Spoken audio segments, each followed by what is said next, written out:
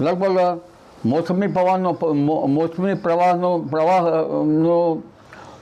માર્ગ પેસિફિક મહાસાગરમાં કેટલીક સિસ્ટમો બની છે. એ સિસ્ટમોના કારણે ભારત તરફના દક્ષિણ બંગાળની ઉપસાગરના વહનનો ભેજ પેસિફિક મહાસાગરમાં જાય છે, જેના કારણે દક્ષિણ બંગાળ ઉપસાગરની શાખા દક્ષિણ શાખા સક્રિય થતી નથી અને ગુજરાતમાં સારો વરસાદ આવતો નથી. ઉપરાંત ઉત્તરની શાખાના કારણે આસામ તરફ, પૂર્વ ભારત તરફ અને ઉત્તર પૂર્વીય ભારત તરફ વરસાદ આવે છે. પૂર્વ મધ્યપ્રદેશ તરફ પણ વરસાદની સંભાવના રહેશે. જ્યાં સુધી દક્ષિણ બંગાળની ઉપસાગર સક્રિય નહીં થાય ત્યાં સુધી ગુજરાતના ભાગોમાં સારો વરસાદ આવવાની શક્યતા નથી. આ ઉપરાંત દક્ષિણ ચીન તરફ અને જાપાન તરફની સિસ્ટમો પણ ભેજને ખેંચી જાય છે. આ ઉપરાંત પશ્ચિમ સૌરાષ્ટ્રમાં પણ વરસાદ નથી, કારણ કે પશ્ચિમ સૌરાષ્ટ્રમાં ઈરાન તરફથી આવતા સૂકા પવનો, અફઘાનિસ્તાન અને પાકિસ્તાનમાંથી આવતા સૂકા પવનો, ઉપલા લેવલના સૂકા પવનો પણ ભેજગ્રાહી નથી, જેના લીધે વરસાદ થતો નથી.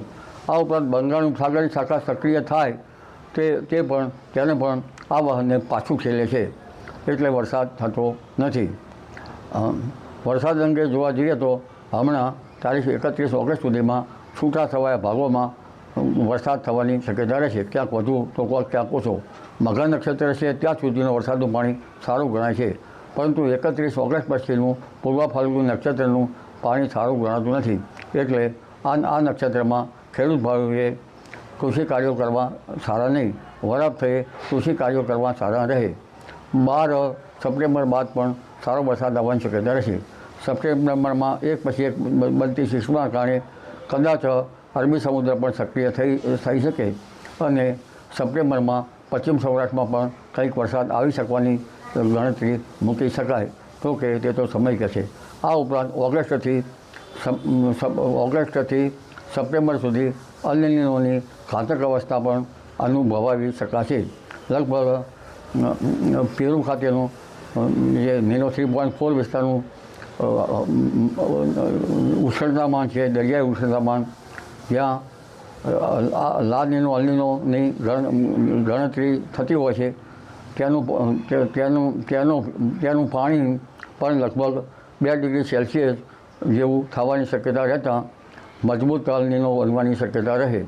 એટલે આમાં કંઈક ને કંઈક અલ નીનોની અસર અને મોસમના પ્રવાહો પેસિફિક મહાસાગરમાં અને દક્ષિણ ચીન તરફ ખેંચાઈ જવાના કારણે વરસાદ થતો નથી. આ માસના અંતમાં એક મજબૂત સિસ્ટમ છે. જો કે સિસ્ટમ તો 26 તારીખ આસપાસ, ઓગસ્ટ આસપાસ બનશે, તે પછી બનશે, પણ માસના અંતમાં એક મજબૂત સિસ્ટમ બનવાની શક્યતા રહેશે. કદાચ તે દક્ષિણ બંગાળ ઉપસાગર સક્રિય કરે તેવા જણાય છે અને પેસિફિક મહાસાગરનો ભેજ ત્યારે ઓછો થવાની પણ શક્યતા ગણતા આ સિસ્ટમના કારણે ગુજરાતમાં સપ્ટેમ્બર માસમાં વરસાદ આવવાની શક્યતા રહેશે. 3 સપ્ટેમ્બર આસપાસ વરસાદ આવવાની શક્યતા રહેશે. 6 થી 10 સપ્ટેમ્બરમાં પણ વરસાદ આવવાની શક્યતા રહેશે. 12 સપ્ટેમ્બર બાદ સારો વરસાદ આવવાની શક્યતા રહેશે.